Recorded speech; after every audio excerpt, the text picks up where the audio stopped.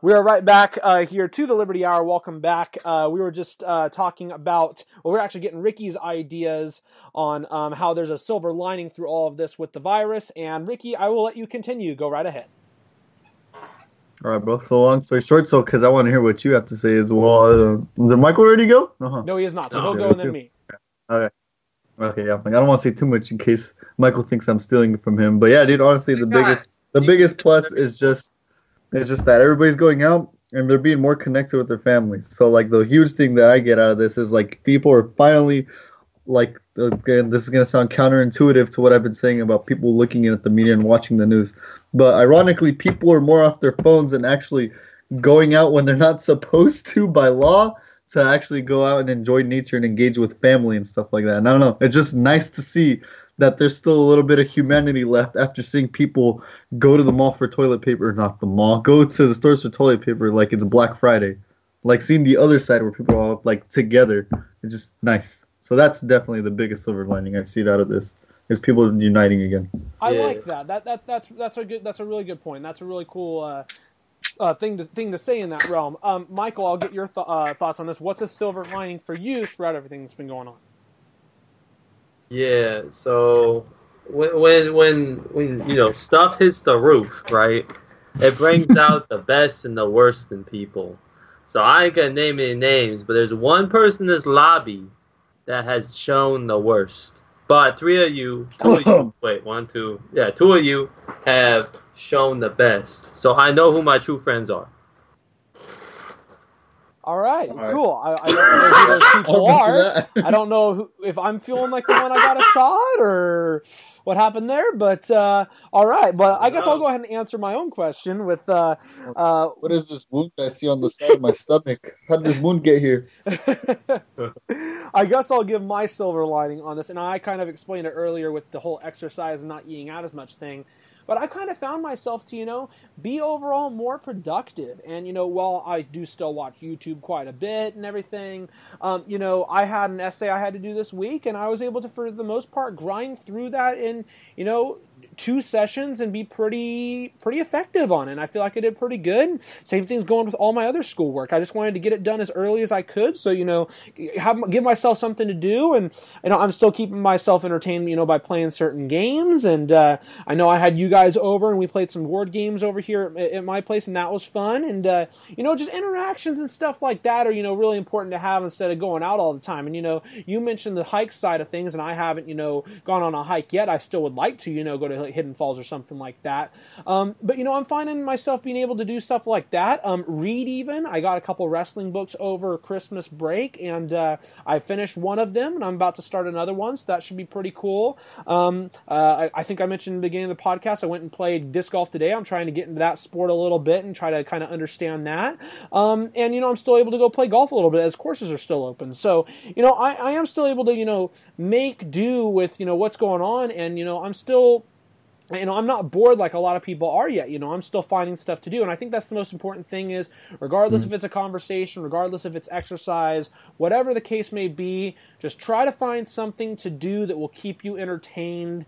And something that, preferably would be important. But, if it's a show that you want to catch up on, even that is going to be good for your mental and emotional health. So I think, just trying to find some sort of niche as long as you can while this is going on is going to be something that's very important to the overall health of people mentally and emotionally through this crisis.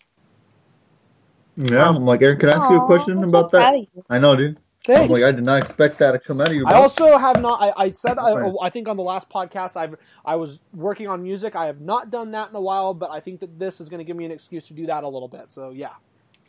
It should have given me an excuse, but your boy's still too. I don't know what music is right now. I'm like shunning it. I'm sorry, you were going to say something. No, go ahead, Rick. Yeah, I just wanted to ask you, dude. Like, do you think all of this has benefited you? And like, honest, sincere answer, because so many sports shows got canceled. Because I know you've always been a guy to like go and hang out and always want to go out whenever you have time. But like you said, you're doing more stuff on the side other than hanging out that you don't normally do. Is this because there's less shows to watch every night, every day to journal and to go like and try to cover for you? Well, there's no sports now, and that hurts me as a big sports fan, obviously, but understandably, that there's not. I think I mentioned this to you guys a few days ago when we hung out, but I can't actually write any sports articles right now because stringers like myself were temporarily not able to. Just watching sports in general, obviously there's not as much on. That being said, there is still wrestling on, and I have found solace, obviously, even though it's been empty arena shows, I have found solace in still watching those and enjoying those for what I can, as long as they, put on some good matches or put on a good show. And that'll probably still be going on for, who knows how much longer, but, that's been enjoyable as well. One other thing I wanted to say on this, on just the overall side of things, and something I don't think gets talked about enough, is that this is dramatically going to help out the overall climate of the Earth, because you're not going to be seeing as much, I know, look at environmentalist Aaron, but I mean, you look at, the fact that there's not going to be as much, pollution or emissions that are going to be in the air because there's going to be less people driving around, or if you want to look at it in terms of, the cleaning up of certain places like canals in Venice and Italy, or, certain waters that have a lot of trash that aren't going to have as much that's going to be thrown into there. I think that for the overall climate and the environment, this is going to be a positive for that as well. And that's not, to say that I don't want things to reopen. I don't want this to get better, because obviously I do. But I think that if there is a silver lining for everyone, it's that it is going to dramatically clean up and make the environment better, at least for a temporary time. I guess 100% agree, Aaron. Yep, couldn't have said it better myself. I guess transitioning out of that, going from a silver lining, I kind of don't want to 100% do a 180 and a flip here, but I do kind of want to, talk about the idea that there are still a lot of people, unfortunately, that are roughly around our age realm that have not taken this super seriously. I'm in the camp that obviously feels that this is very important. I don't feel like, every single person you come in contact you need to be necessarily 6 feet apart. I think that, people in your family, obviously, and I think really close friends, I think you can trust a lot of people. I know that this virus can still happen without you showing any symptoms. That being said, I don't think that we should live all of our lives in fear. However, there is a middle ground, and there is reasonable, when it comes to this. And one of the wrong side of the other spectrum is people who don't think it's a problem at all. So I'll give you an example. This was an article that came out a few days ago in USA Today, and this was about spring breakers in places like Florida, and I believe this is either Daytona Beach or Miami. Quote, "If I get corona, I get corona. Coronavirus pandemic doesn't slow spring breakers party. As many Americans continue practicing social distancing to help curb the spread of the new coronavirus, videos and photos of spring breakers in Florida have poured in, showing many undeterred by the threat of COVID-19. If I get corona, I get corona, and at the end of the day, I'm not going to let it stop me from partying," spring break goer Brady Sluter told Reuters in Miami. As of Thursday morning, there are more than 9,000 cases of the virus in the United States, killing at least, this was a week ago, actually, when that happened. This was when the CDC advised people to avoid gatherings of 10 or more people. You see a lot of other people, too, in places like Clearwater Beach that were packed despite the social distancing recommendations. And, the fact that the government there didn't put these things in place, it's likely going to result in a lot more of these people being infected. And I just want to get your guys' thoughts on not necessarily just these people, but people overall who downplay this. Why do you think you're seeing so many people downplay it? And what do you think, what lessons do you hope that they learn in the future from things like this that are going on if we are to see another outbreak like this in the future? It's not that they're downplaying it; they're just underrating it, right? Because it's not going to affect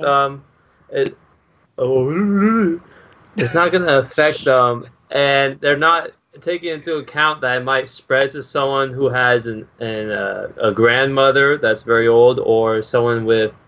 My brother has diabetes, right? So someone with underlying medical issue, right? So.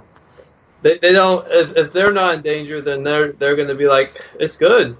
I don't have any responsibility, and to put like that responsibility on them, it doesn't feel like a responsibility, because it's just their one person, and we're talking about the whole world. Yeah. Yeah, I think you make a really good point in that realm. I'll go ahead and pass this over to Ricky. What's your thought on the people that are actually downplaying this and what's going on? What exactly is it that you think they're downplaying though? Like the whole, like they're not taking it serious that it spreads, or the 6 feet apart thing, or the big gathering, or what? Yeah, that it spreads. Oh, okay. Pay attention. I don't think people are downplaying that part, because I was listening earlier about the whole like partying thing that you said about that guy saying if he parties, like whatever he gets it. Like, I don't know. I think it's kind of like, I love the optimism the guy has. I'd probably be the same way if I got it. Like, oh man, that sucks, but I can't like just weep about it. I've just got to keep doing what I'm doing, live the life. And I'm sure a lot of people have that same mentality. But you know, it's also selfish if you just put other people in harm's way by spreading it too. So I definitely wouldn't downplay it. And from what I know, the people that I know, they're all kind of like taking it very seriously. So I don't think anybody's downplaying it from what I know of. I'll go ahead and pass this over to Aleeyah. Aleeyah, what's your thought on this issue? I think it's a little disrespectful. I agree with both what Ricky and Michael both said. Like, I don't think that they meant it that way. It's more of they said they want to go out and party, and they're like, well, it's not going to affect me, blah blah blah. But like, if they obviously had an underlying issue, they would probably treat it a little differently. So I'm, like Ricky said, I'm cool with the optimism, but at the same time, it's not really worth what it could potentially cause for multiple people. Because I saw, what was it? I saw an article, and they said that like how us younger kids are more, like we can spread it more, I guess, because it wouldn't affect us too bad. But yeah, so I just think it's a little disrespectful. Yeah, it's tough to say that, but sometimes people need to hear that. I think, I guess one of our viewers who's Chris, well, thank you for tuning in, Chris. He just actually texted me, and he brought up a really good point that was actually related to what I was going to say next, which is there's a lot of people who think that they're just invincible. And the problem with that is, young people want to have a good time, and I'm all for that. I'm all for, living your life to your fullest, and, you do only live once, and you want to try to have as much positive experiences as you can. At the same time, you need to understand that certain things like this are unprecedented. And, even though you might feel you're invincible, that's not necessarily the case, and you don't know what could necessarily happen in certain cases. And so, I forget what her name is, Burks. I think Margaret Burks is one of the doctors that's in Trump's response team, his task force, and she was saying, I had a grandmother who, when she was 11 or 12, passed the flu on to her mom, and her mom died, and she had to live with that for, 70 plus years. You don't want to be one of those people that gets infected by what's going on, pass this on to one of your loved ones or someone that you happen to know that may have some underlying health issues or may be older, and then all of a sudden they end up in a hospital and they're in severe condition. You don't want to live with that guilt, and I think that you just need to have the understanding and look at it from a bigger realm than just yourself. It's funny you say that, because I was literally just about to say that I feel like they're not really going to understand until it happens within their family or their loved ones or friends. Yeah, 100%. We're actually going to be right back here with part 5. I got a couple other things I want to talk about in this on this issue. One of which is going to be with Michael, because I know that he knows a lot about it. And that's going to be in realms of the stock market and what's been going on with the economy in that realm. I know he'll be able to talk a little bit about that. Don't even ask me about that. You're good. Not so me. You guys can stay on, because we're going to have another thing that we'll be talking about as well. We'll all be able to discuss and have some thoughts on. But next part, we're going to be talking a little bit about the stock market. I'm going to take a quick 5-minute break, though, because I do have something I need to go do. And then we'll be right back here with part 5 of the Liberty Hour. Please stay tuned. Nice.